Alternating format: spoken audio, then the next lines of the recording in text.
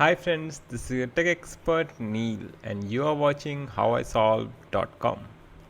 In today's video, I will show you how I created a solar cooker or solar oven using easily available materials.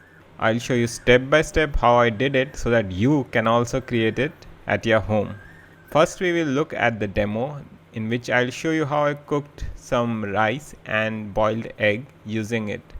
And in the later part of the video I'll show you step by step the process required to convert some easily available paper, cardboard and aluminum foil into a fully functional solar cooker. So stay tuned and keep watching howisolve.com.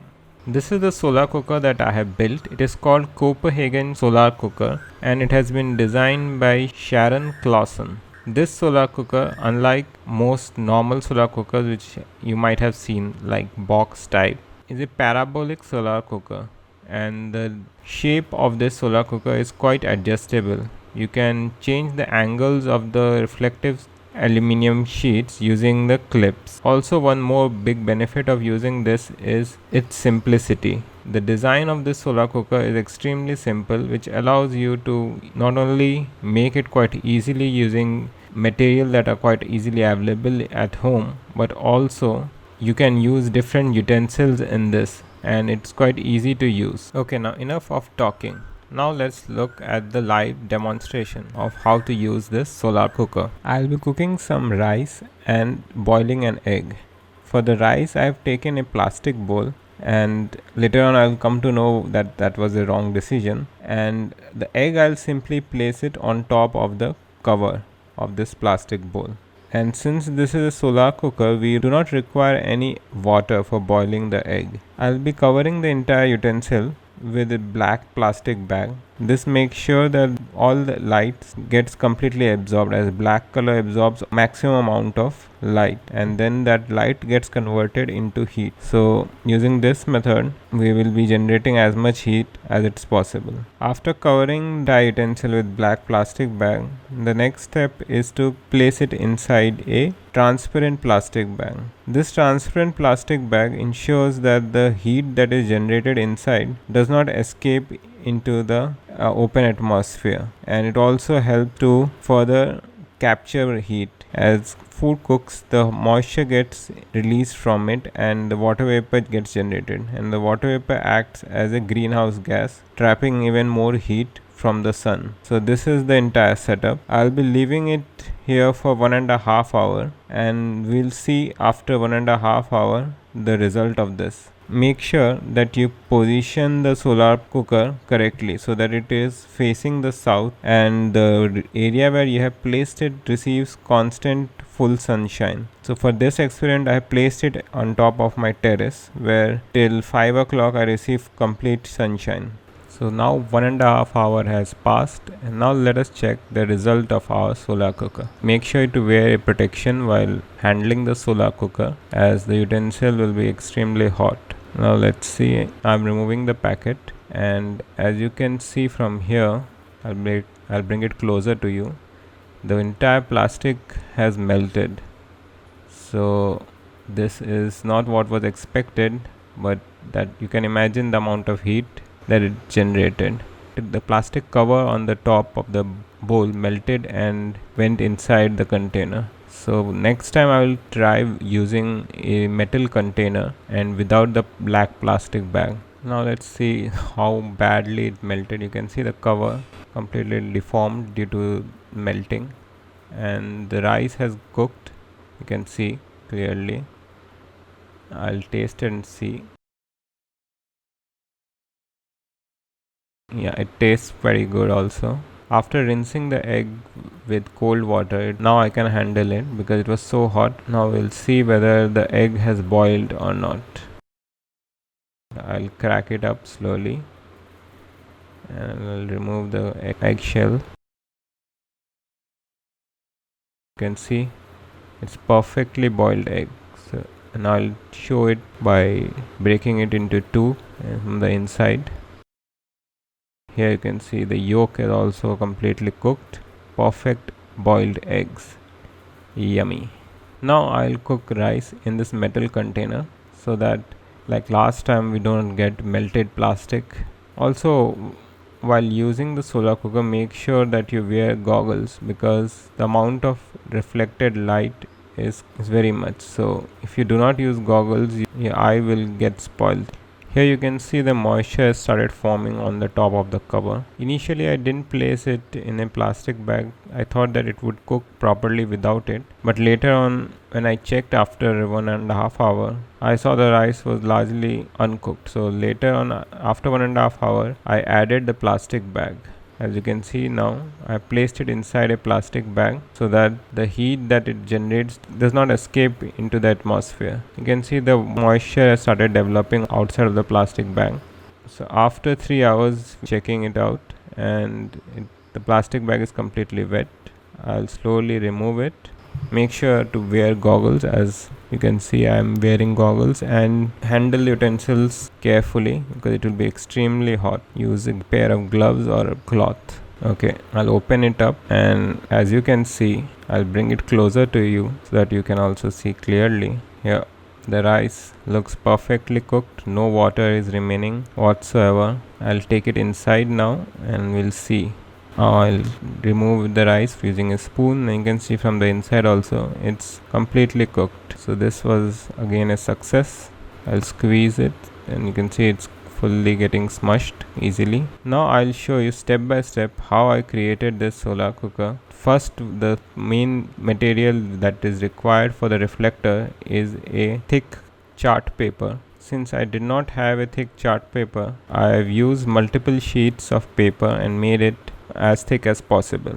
Next thing you'll require is a measuring tape, and we'll be cutting 4 squares of 36 centimeter side length. We'll also need a pair of scissors for doing that, and we'll also need a bit of cardboard box from which we will be cutting 20 centimeter square. This will form the base of our solar cooker on which we will be placing the utensils. So we'll need 2 of these, and next thing is required is aluminium foil. Aluminium foil we'll be using to the shiny side, not the dull side, the shiny side, this one, and we'll be covering the entire 4 panels, that is the 36 centimeter square panels, 4 of them, with this. Next thing is Fevicol or some other adhesive, and we'll be using a business card to spread the gum evenly on the 4 panels. So we'll using this Fevicol, we'll be sticking the aluminium foil onto the paper sheet. We'll also be requiring some screws. This is to make the holes through which we'll be tying the panels to the base, and we'll also require a hammer. Also we'll be needing a scale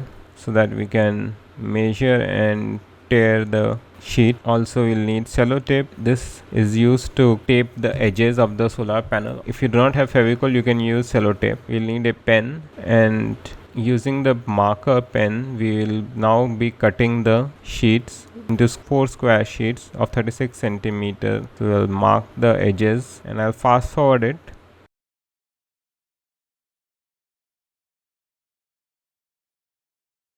Okay, so I've cut all the sheets of squares, that is 36 centimeter in length, and now I'll be joining these square panels so that we get a thicker sheet of paper. We will need a stapler. Using this stapler, we will now combine 3 sheets of square 36 centimeter square sheets into one for our solar cooker.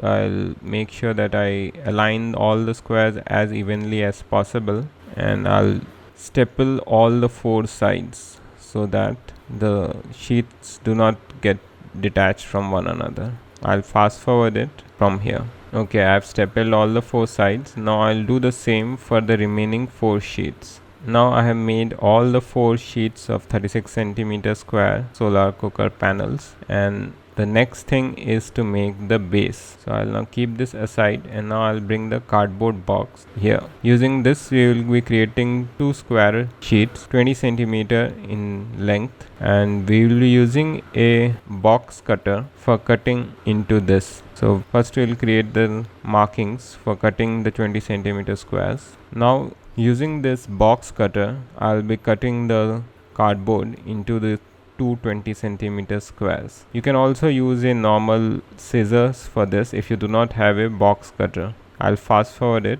Here, this is the second cardboard sheet, 20 centimeter in length. Once we have these two, the next step is to cover the chart paper sheets with aluminium foil, and we'll be using a sheet of aluminium that is a bit longer than 36 centimeter, so that we have got enough margin of error. As the aluminium foil that I have got is not 36 centimeter in width, so we'll be using two foils to cover a sheet. So slowly measure 36 centimeter sheet and cut the aluminium foil. You need not cut it as accurately, as we have already taken some margin of error. And as you can see, this is 36 centimeter in length, but the width is a bit less. So we'll be using two sheets of aluminium foil to cover a single sheet. Now using the Fevicol, we'll be covering the entire sheet with Fevicol, and we'll use the business card to spread the glue. So take out the Fevicol and place the glue as evenly as possible, so that there is no area where the aluminium foil gets detached from the paper sheet. Now using the business card, I'll spread the glue as evenly as it's possible. Now slowly place the aluminium foil onto the chart paper and make sure that the alignment is as accurate as possible, and using gentle force tap it, and do not press the aluminum foil too hard, or else it will tear. Using gentle force, make sure that the aluminum foil is completely attached to the sheet. Now for the remaining sheet, we'll tear one more piece of aluminum foil and stick it. So we are done with our first sheet. Similarly, we'll be creating other sheets. As I ran out of Fevicol for the remaining sheets, I used sellotape to stick the aluminium foil onto the chart paper. So I used several small pieces of sellotape and placed it randomly, folding it and sticking it like this. By using this method, I was able to stick the remaining aluminium sheets onto the chart paper. So cut as many small pieces of sellotape and just place it on the sheet like you can see in the video. And now I'll cut a aluminium foil and place it on top of it so that it gets stuck completely. Also on the edges and wherever there are joints in the aluminium foil, use the sellotape to cover it. This will ensure that the aluminium foil does not tear from there. So around all the edges of the 4 square sheets, you have to place sellotape, because if you do not do that, the aluminum foil will start breaking out from there. So okay, now I have completed sticking aluminum foil on the 4 sheets of paper. See, as you can see, this is the first, the second, this is the third, and this is the 4th sheet. Now we'll cover the base of the solar cooker. As you can see, on all the edges I have placed sellotape. Now we'll paste the aluminium foil on the cardboard base that we cut out. These two cardboard, just on one of them we'll paste aluminium foil. This will be on the front one that will be facing the sun. As we did before, we will paste the shiny side of the aluminium foil on top of the cardboard base. I'll be again using some sellotape for doing this, as I had run out of Fevicol. So this is the end result, a shiny cardboard. All the panels are ready and the cardboard base is also ready. Now the next step is to assemble all of these. To do that, we'll first place all the panels in perfect square shape like this, and make sure that no panel is overlapping each other. We have to place it adjacent to one another so that a bigger square is formed like this. Now we will be placing the 2 square cardboard pieces that we created. One square piece will go underneath the panels. You have to place the base diagonally so that on each edge 2 of the solar panels rest. So this is how the cardboard has to be placed beneath the panels. And now the second cardboard will be placed just above all the 4 panels parallelly. So now we'll be marking the panels with numbers and the base with numbers. So from the clockwise direction, I will mark the panel 1, 2, 3 and 4.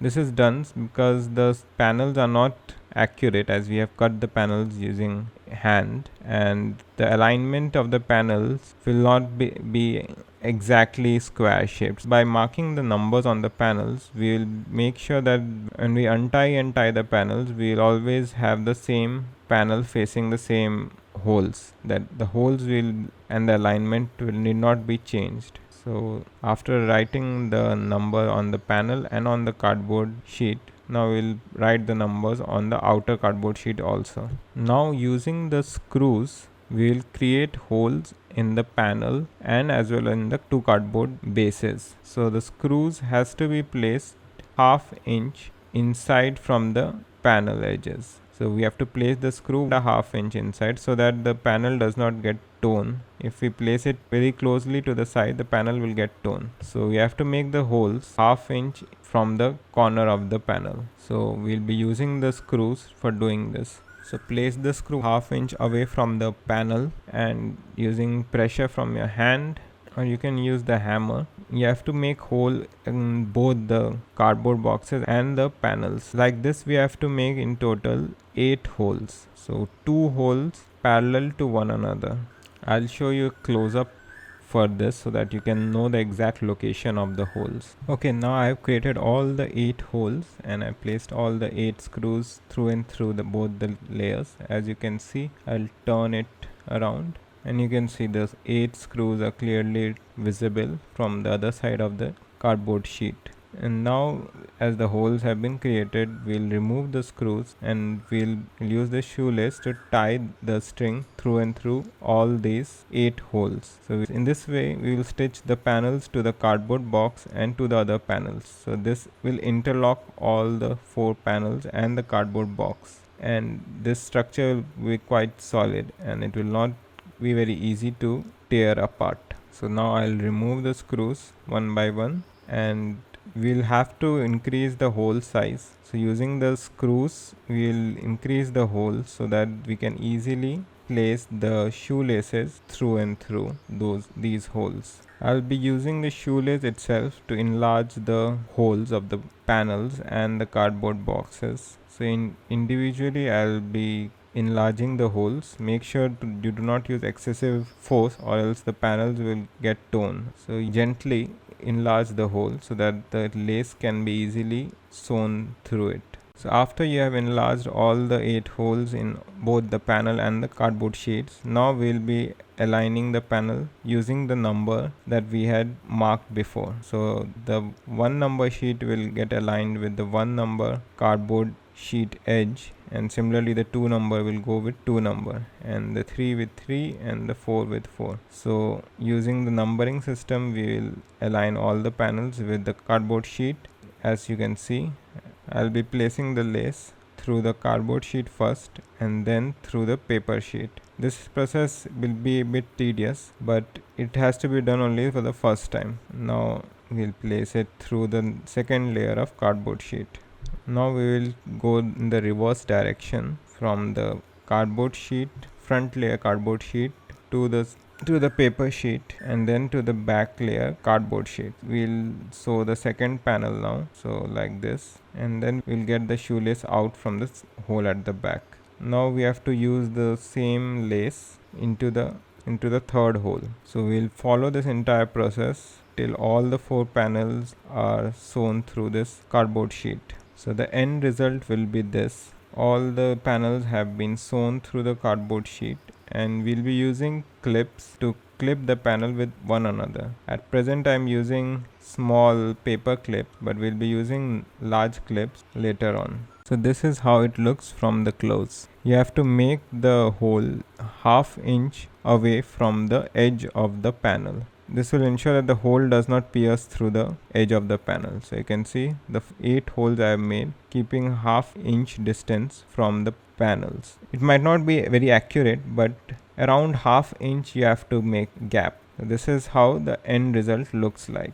Now we'll be tying this second string to the bottom and we'll be tying some weight. For weight I have used a box of cardboard filled with sand. You can see I'll open the box, and inside the plastic bag I filled this entire box with sand. As you can see, It's completely filled up to the brim with sand. I'm doing this so that the solar panel is stabilized. As the solar panel itself is quite light, it's very likely that it will get blown away in the wind. By attaching this weight to the bottom and doing like this will ensure that the solar cooker is extremely stable, and even if the food that we are placing on top of it is not quite heavy, it will not move from its place because of the wind. Now I'll show you how the panels are to be attached. So this is the final end result. You can see I've used some clips to attach the panel with one another. Now I place the solar cooker in the sun, and